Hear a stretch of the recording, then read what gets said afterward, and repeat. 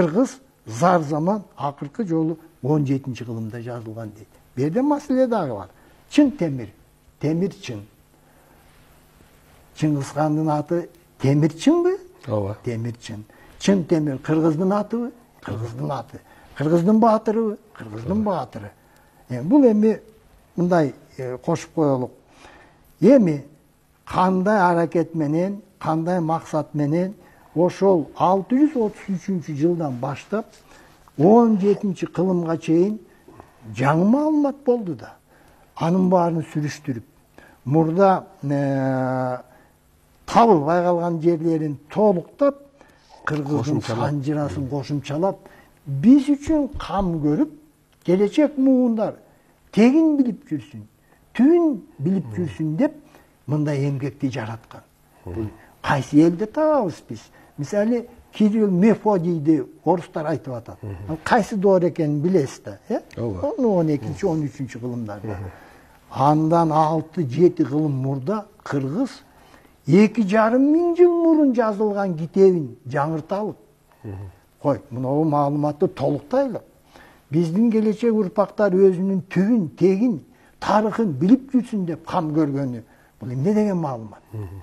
Эмне үчүн биз баалабайбыз муну? Эми bir ele betti men ayttım hazır. Bir ele betti. Bu çetke koyup durup hazır ilimde aytayım. İlimim ne deydi? Mına uşunça 1000 yıl, 2,5 ming yıl bizdin doğrudan burun, 2.000 yıl bizdin doğru. 4,5 ming yıl. 5.000 yıl dep koyalım. Mına sancır ayıp durat da. İlimim ne de aytadı. Mına o kitap Berştam'ın kitabı. Bu işi 1910 yılı tuğulgan. Sankt-Peterburg'da ilim alıp, anan Kıtay tilini жақшы bilgen, Kıtay жазуусун okuy bilgen. İlde oturup 1942 yılı soğuş ubağında Taşkent'te doktorluk disertasyasını jaktagan. 160 barak. O kitapte. Kırgız'ın tarihini çeşmelep, aytıp, dalilep, anan korutundusu. Ben Kırgızçasını da okuyayım, Kırgızçasını da okuyayım. Kırgız'ın tarihi en ele bayırkı zamandardın terengine bizdin zamanga çeyin 4.000 yıldıka barıp takalat deydi. 4.000 yıl, daha 2.000 yıl, 6.000 yıl. Buna ilim Kırgız'ın 6.000 yıl tarihini dalildep de aytıp atat berdi. Bunu sancıra biz gönüle bir жағын ayttık, 2,5 ming, daha 2.000, 4,5 ming dep atabız. A mümkün bir kança ming yıl ötkön soň dep atpayбы? A mümkün 3.000 yıl ötkөndür. Doğru. Anda degile bağ 5.000 yılga var takalı atpayбы? Birok yenisi urularının tarih baştalardan murdağı basıp ötkön yolu Kırgız urularının tüzülüşünün doğru dep esepteş gerek deydi. Böyle urularından emez. Kırgızdın basıp ötkön doğru dep atar. Bizde bir Kirgizler var. Alarga түшүнүк болуш үчүн орусчасын айтып берейин. История Кыргыз уходит в глубокую древность к 4 тысячелетию до нашей эры. Ошондо 6.000 жыл деп атат да. Но эта предыстория племен Енисея может считаться эпохой становления лишь кыргызских племен. Бул жалаңгана кыргызга таандык дейт. Бул кесе айтып атат. Бөлөктөргө таандык эмес дейт. Кыргыздарга таандык дейт.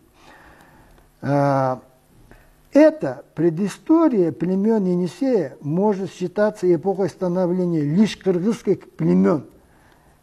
Лишь к концу первого тысячелетия до нашей эры бөлөк уруулар кыргыздарга барып кошулду деп далилдеп берип атат. Буну чечмелеп отурбайлык убакыт көп кетет. Бирок бул докторлук диссертация 1942 жылдан баштап 1996 жылга чейин басмадан чыкпайт. 20 жыл. Эмне үчүн басмадан чыкпайт? ал убактагы саясатка дал келбеген. Ал убакта КПСС доору. КПСС Кыргыздын жалган, кыскартылган, майып болгон, башы кесилген, эки колу, эки буту парчаланган мунжу тарыхты Кыргызга жазып берген. Ошол тарыхка дал келбей калган бул. Анан эмне болот? Берштам куугунтукка алынат. Сабак берүүдөн четтетилет. Экспедицияларга катыштырылбайт. Ошондо 46 жашында 56-жылы дүйнөдөн өтөт бул киши. Биз ушу кишинин эмгегин баалап эстелик койдукпу Бишкекке? Койгон жокпуз. Бул баа жеткис илимий эмгекти экинчи илимий эмгек менен мен далилдеп берем. Бул ишиге биз бүгүнкү күндө да каршыбыз. Себеби чындык үчүн чыркырап, саясатка төп келбесе дагы муну жамандап, сен пан түркчүлсүң деп, сен тарыхты бурмаладың деп, саясий айыпты коюп, кызматтын баарынан четтетип, анан 46 жашында өтүп кетти.